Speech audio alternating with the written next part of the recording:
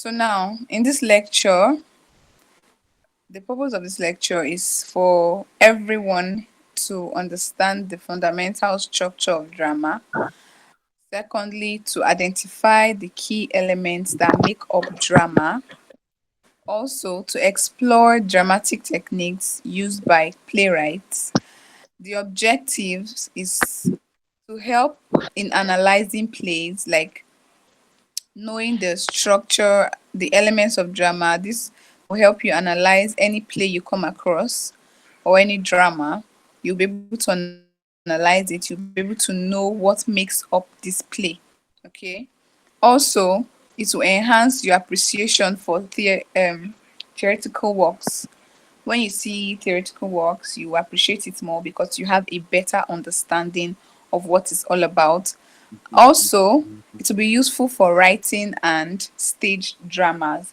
So, at the end of this class, I believe that everyone here will have first-hand knowledge of what structure and elements of drama is about. So whenever you come across any drama or any play, you'll be able to analyze it properly. You'll be able to put everything, all the elements, you'll be able to put it in play. And even though you come across questions like that might suffice in case of your exams later, you'll be able to nail it. Okay? All right, moving on. Plot structure. We are going to be looking at it from the exposition to the resolution. Now, first of all, let's define what plot structure is. Plot structure is the organizing of the sequence of events that make up a story or a drama. Like, I believe you know what the word structure is about. Like, structure is like a form. Okay. So now, trying to know what, like, a plot, you know what a plot is? Sequence of events. And then in drama, now, it's you trying to arrange those events that happen in that drama from like the greatest to the least, if I should put it in that form. Okay. So plot structure is the organizing of the sequence of events that make up a story or a drama. Please, if you are following, can I just hear someone's voice so I'll know that I'm not talking to myself? You know, this network can be so funny. If you're here, please just indicate. If you're following and you're hearing me I can clearly, hear you please just perfectly, indicate. ma. All right, I can hear you okay. perfectly, ma. It's just your voice I've been hearing since. I want to be sure every other person that is present is following, please. Okay. So moving on, stages of plot development. Now, you see that the grammar now has changed from plot structure to plot development. So there's something that you should understand. Plot development is different from plot structure. Plot development is what forms plot structure. If you understand what I just said now. Plot development, like how the plot is made, is what forms the structure of the drama. Okay. And plot development is in 5 stages. One is the exposition, two is rising action, three is climax, four is falling action, and then the fifth one is resolution. Okay, you can see here that note plot development forms plot structure. Okay, I'll take it again. The stages of plot development, which forms the plot structure. Like when they say what is plot structure, plot structure is the sequence of events, like organizing the sequence of events that makes up a drama or a story. Now, in this structure, there's how is this structure is has a form or a way it is developed, and it is in 5 ways: exposition, rising action, climax, falling action, and resolution. Now, what is exposition? Exposition in plot structure, this is the point that introduces the characters. the setting, and the background of the play or drama. Now, exposition, like when a story begins, first of all, how the first characters that starts, like when you see act one, scene one, the introduction of the people you see there, where they are, okay, the particular place they are, the time, all of that stuff forms exposition. Like the word exposition, you know that it formed from exposed, like you bring it to light, to the audience's light, that okay, this is who and who that is in this drama, and this is where it is being acted. Okay, now the purpose of exposition, this helps to set the stage for the drama. Okay, it provides key information on the context of the conflict. All right, we're getting somewhere. Like, first of all, when you see two characters that come up, they might start by making a discussion, a dialogue might just come up. And then you might now say, okay, this drama might be centered on a particular story, a particular theme. And then people want to follow it up to know what is the driving force of the first dialogue, okay? So thirdly, exposition establishes the world of the play. All right. An example is in Romeo and Juliet, the exposition introduces the Fielding family. If you've read that book, you will know that when the play started, you will notice that there was a bit of a discord between two families. So that one will be the first line of interest for the reader or for the viewer. Okay. Now the second one in plot structure is the rising action. Now, the rising action has to do with a series of events that increases tension and develops the conflict. The purpose of this is that it builds tension in the play, like all emotions heightened. Everybody is curious to know what's happening next. All the characters, like the protagonist, antagonist, they are at loggerheads. Okay, that's the rising action. There is something, there's a particular banter that's going on already, and that thing is at its like peak. All right. This the third one now on purpose is reducing the initial conflict. Like definitely when you're watching a play and you get to that point where everybody is like trying to find out what's going on, what's happening, with the protagonist be killed, or this what would, that's called rising action. When there's tension built up, when the curiosity of the audience is built up, that is rising action. Also, the purpose of rising action is that the characters face obstacles or complication. And that's the point where characters face obstacles or complication. An example is the escalating misunderstanding in Othello. Okay. Now, the third one is the climax. The climax, it is also the turning point where the outcome becomes clearer. All right. So, at this point,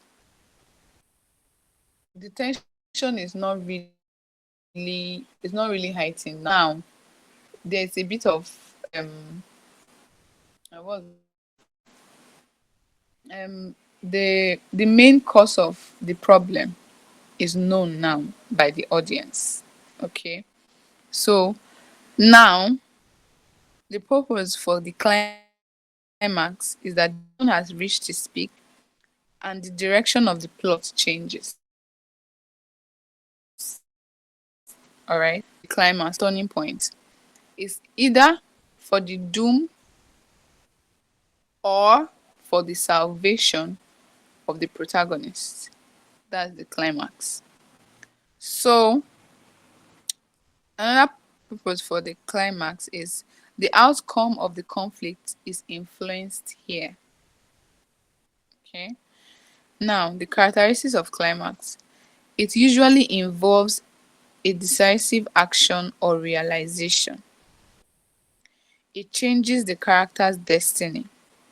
An example is in Hamlet. The climax occurs when Hamlet confronts his uncle. If you've read that book, you know that at that point now, you know, when you're watching a particular drama or something and you are seeing that a particular thing that's supposed to destroy, or maybe that is unknown to the protagonist, what he's fighting for, most times you see it secrets that will make the drama or story very interesting until you get to this point of climax now, that that particular secret becomes known to him, and that's what is going to change his fate. When the fate of the protagonist is changed from the unknown to the known, you've reached the point of climax. Okay. So the second example is Othello's act of murder. If you've read Othello, also it changes the character's destiny. The character here is the protagonist. It changes his destiny when he reaches the climax. Just like I said, his destiny is changed. The outcome, his outcome is changed when he reaches the climax. It could be for good or for bad. Now, the falling action. The falling action resolves the tension that is built up in the climax. That tension, the secret, all of that stuff comes to an end at this point. Because wow, the purpose of this is that it brings the plot towards its resolution. Okay. Secondly, the consequences of the climax unfolds.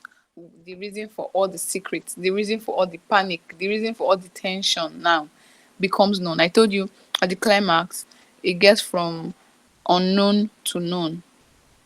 And then at that point now, you reach the falling action whereby everybody now knows the secrets, both the protagonists, everybody knows the reason for the feuding, that is the quarrel or conflict. And the next point is the point of resolution. An example of this is Othello's falling action reveals the unraveling of Othello's jealousy and mistrust. Now, the resolution. If you come across uh, the second word,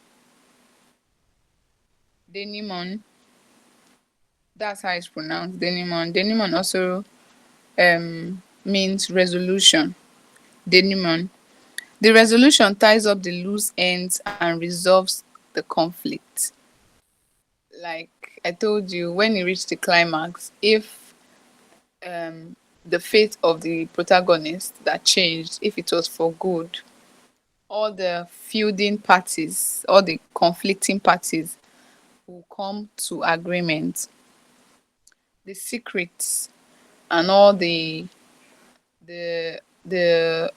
hidden truths will come to light and will be used either for his good or for his bad. The purpose of the resolution is that it provides closure and restores order in the play. Okay? All conflicts are resolved. This leads to the final part of the story. An example is in The Merchant of Venice. The resolution comes where Shylock loses his case and Antonio's life is saved. Okay. Then the ending of Romeo and Juliet, where families reconcile. I'm sure Romeo and Juliet should be familiar to some of us here. The feuding families reconcile at the end. That's the point of resolution, where the conflict is being resolved, where the secret is known, and the outcome of everything has changed, and there's no, let's say there's peace. Let's use that word. That's the point of resolution or denouement. Now, elements of drama. We have dialogue. Okay. Dialogue is the conversation between characters in a play. I've said it numerous times that definitely drama involves dialogue, and it's a conversation between characters in a play.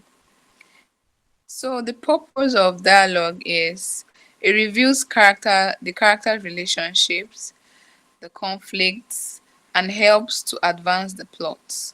Okay, so two people talking now, you can know if this one is in love with the other, or if this one is in a quarrel with the other. So it's through what they are saying, through their conversation, through their dialogue, you will know what's really happening. Okay, an example is in the Crucible. The dialogue between Abigail and John Proctor highlights the building tension. Like I said, if two characters that are feuding or that are in a quarrel, when they start talking, you will know because their tone and their mood will show it all. Okay, or if they are in love, it's through their dialogue, through whatever they are saying, you will know that these two are in love. So also through dialogue, we learn the desires, the fears, and the conflicts of characters. The second element of drama is action. Action refers to the events or movements that push the plot forward. Okay? The events or movements that push the plot forward. Now, the purpose of action is that it helps develop conflict and moves the plot forward, as said earlier. It includes choices and events that characters face. An example is in Macbeth. Macbeth's action after deciding to murder King Duncan fuel the plot.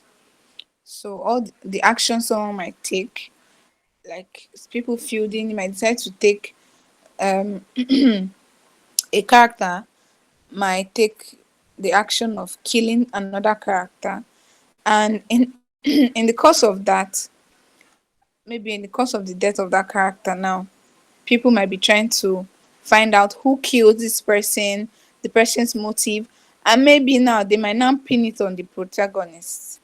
And because of that, now you've seen that a storyline has been created, and we'll be trying to find out who really killed. Is the protagonist innocent? Is he guilty? So because of someone's action, you get the plot is being pushed forward.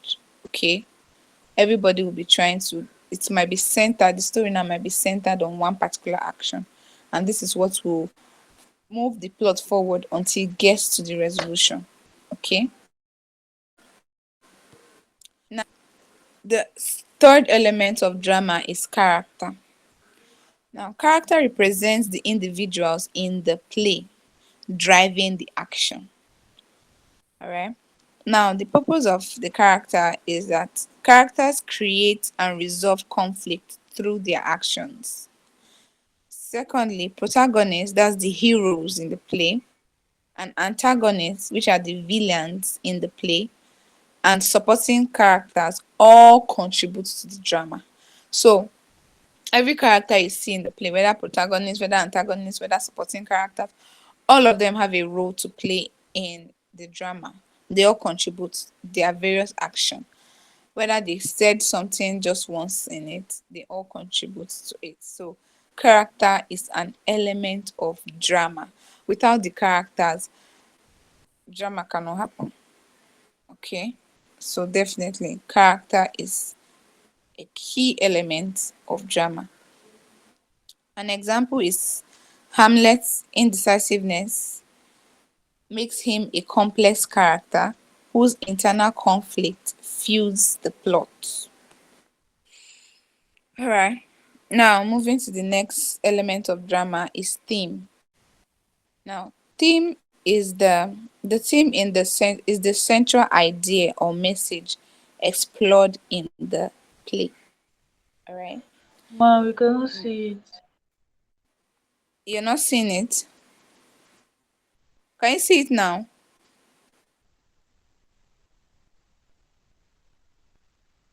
The person that says she can't Yes, see, ma. can you see it now? No, it's just showing half. It's just It's showing just what? showing half part. Half. Half. Are you seeing it now? No. Okay. Yes. Thank you. All right. Sorry for that. So, we're on the theme as an element of drama. Now, I said the theme is the central idea or message explored in the play. All right.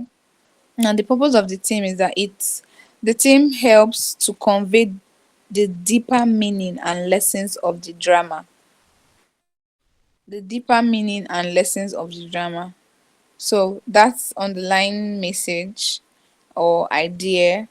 If definitely, I know we've come across what a theme is, whether be it in drama or in plot. We know that the theme may be that it's love, the theme may be social justice, just something. That's what make up that's that message, okay, the underlying message in the plot. So an example is Othello. The theme of jealousy is explored through characters' action. So Othello has a theme of jealousy, and we can see this in the actions displayed by most of the characters there. So themes like power, revenge, and love often reoccur in dramatic works. So I hope you know that a drama can have more than one theme, sha, but there's always a predominant one. So a drama or a literature work can have like the theme may be power, revenge, and there also be love. So maybe the predominant theme there might just be love, but there are other underlying ones too. A drama can have more than one theme. That's what I want people to note. Drama can have more than one theme. So we move to additional elements of drama. So setting is an element of drama, definitely, because if there's no place, there's no time, the drama won't happen. There's no stage too. Drama won't happen. So this has to do with the time and place of action, where all the actions take place. That's the setting. The atmosphere. Theme is setting is also um about creating an atmosphere. Secondly, we have conflict. This is the struggle between opposing forces, internal or external. Another theme is the mood and atmosphere. The emotional tone created by the setting, and the tone is the mood and atmosphere of a drama.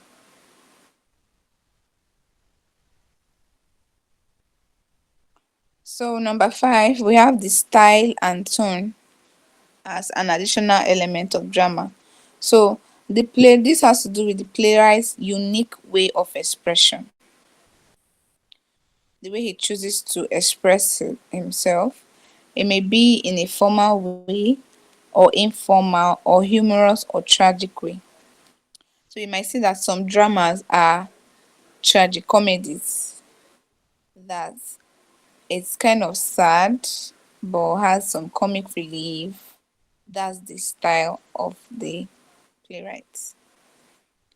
Or the playwright might choose to be very formal. Everything is so straight to the point. All the characters are being serious. That's the style of the drama. Okay, hope we are following. Now, dramatic techniques. Number one, we have suspense. Now, suspense is the feeling of tension and uncertainty in the play. Where there is tension, definitely, you're trying to know what next. That's the point of suspense in every that point of curiosity, that's suspense. The purpose of suspense is to keep the audience engaged and curious about what happens next. Like I said, an example is the turn of the screw. This uses suspense to create a mysterious atmosphere. I don't know if you are familiar with this drama, but if you're not, the suspense in it is is used to create mysterious atmosphere, and definitely where there's mystery, there's curiosity. Okay. Suspense allows the audience to connect emotionally with the unfolding events. All right. So as um you're trying to know what's happening next, your emotions are being heightened. Like you either when you get to find out what the next thing, you might either, oh, it might make you feel bad, or it might make you feel happy, or it might make you feel scared. That's it. Your emotions are being tapped. All right. Another technique is flashback. Flashback is a technique where the story goes back in time to provide a context.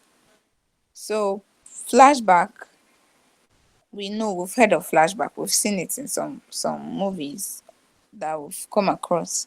So, you're trying to get clearer knowledge on something.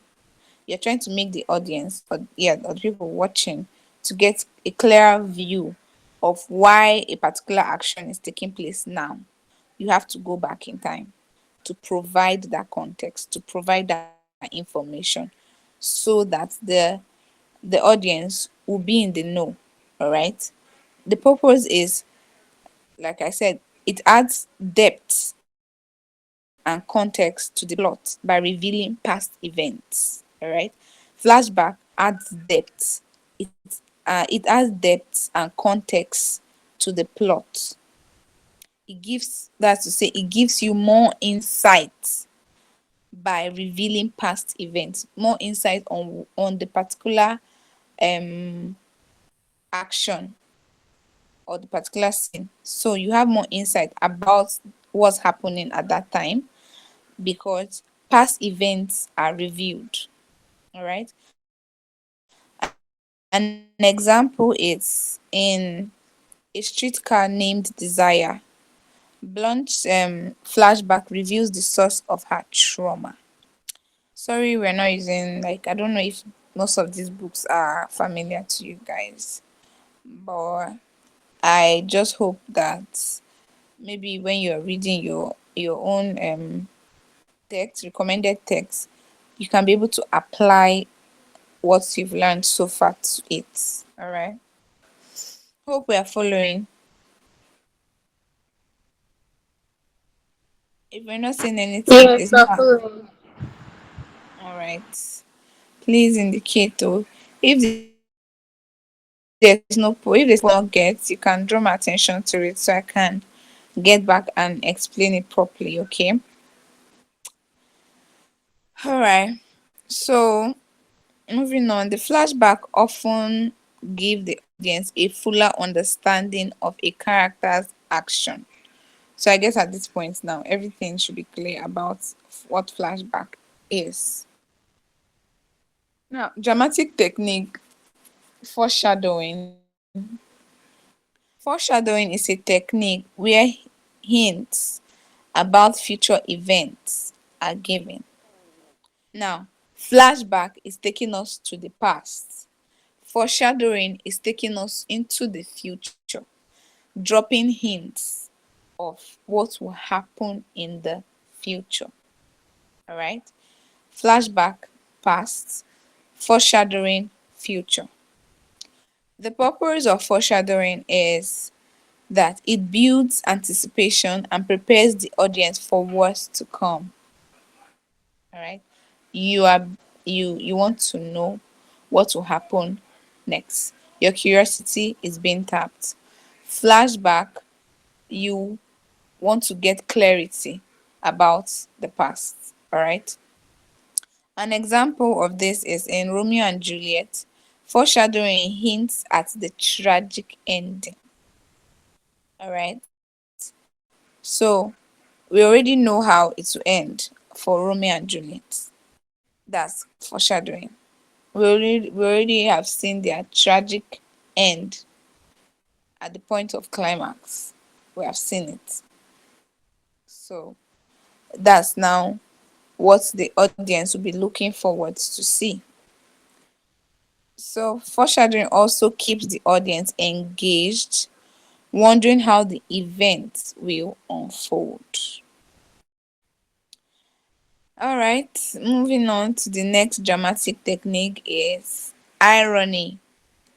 Irony occurs when there is a contrast between expectation and reality. Irony is a contrast between expectation and reality. So now I'm sure most of us know what irony is.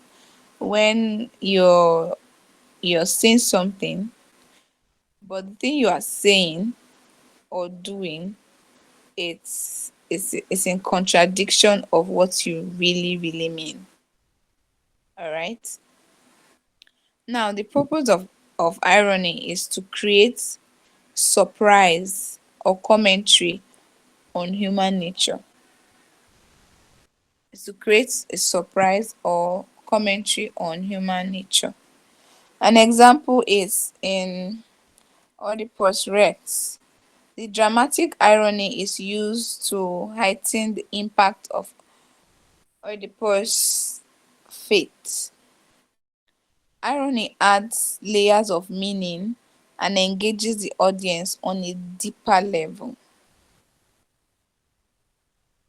Another dramatic technique is symbolism. Now, symbolism involves the use of objects or events to represent deeper meaning. You use object or you use events to represent a deeper meaning. Now, why is this? Because the purpose of symbolism is to add layers of meaning and enhances the drama.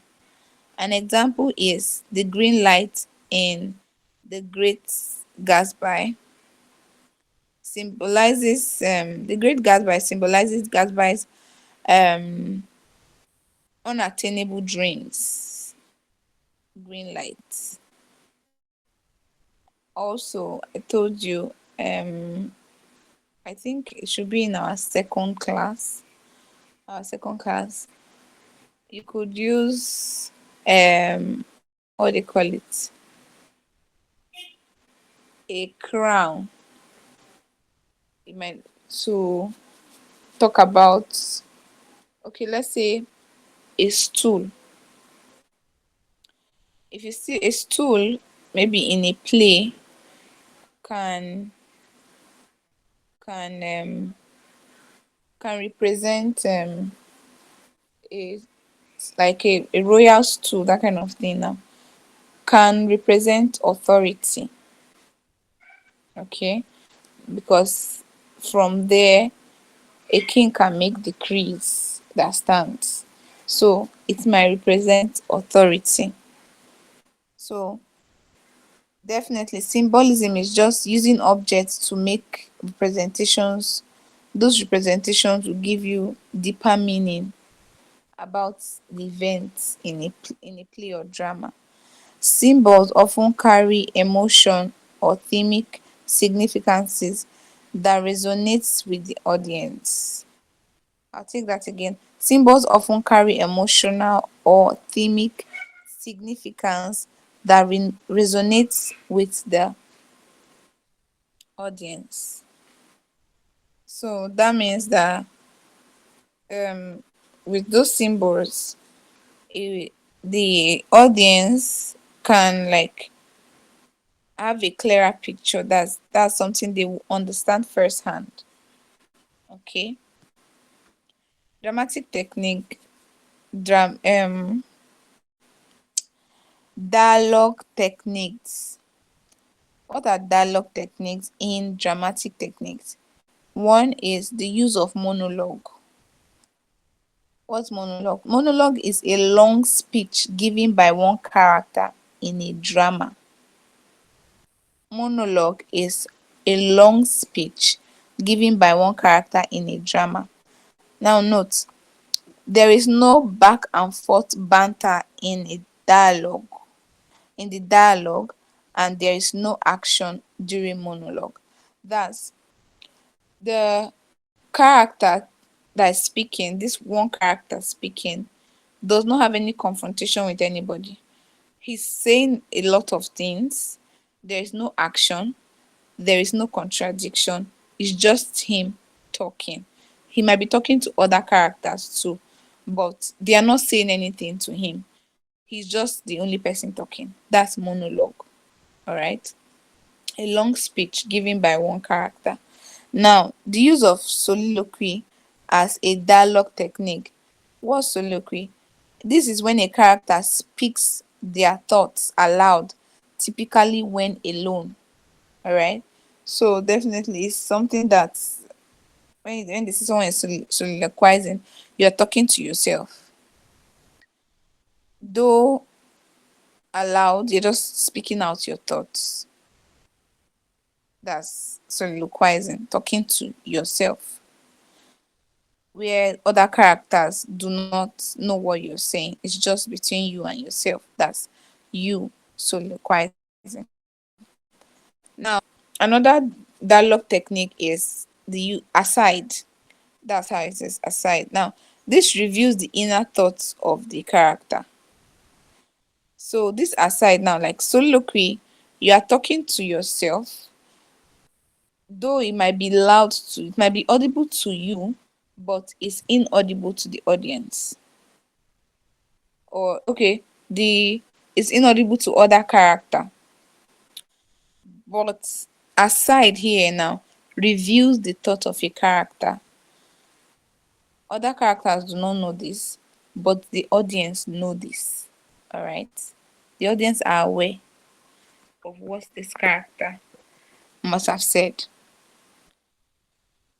Okay, now key takeaways.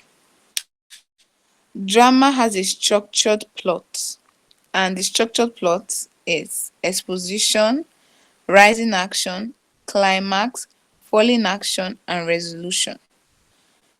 Secondly, the essential elements of drama include dialogue, you cannot take that away, action, character, and theme. Dialogue is a key element of drama. Action is a very key element. Character and theme. Now, dramatic techniques like suspense and flashback enrich storytelling, like where the characters are their emotions are heightened, tension heightened. Everybody wants to know what's happening next. That is making the story rich because people want to know more, that they are following up the story and they'll follow it up to the end. Flashback brings to light what the characters don't know, and then it will reveal those things to bring them up from the past to make it clearer to the audience. All right. Now, the importance is that using this helps in analyzing and appreciating drama. The structure and the elements of drama helps everyone, people that read, people, the audiences, it helps us to analyze and appreciate the drama even better. Okay, so I hope we'll follow through to this point.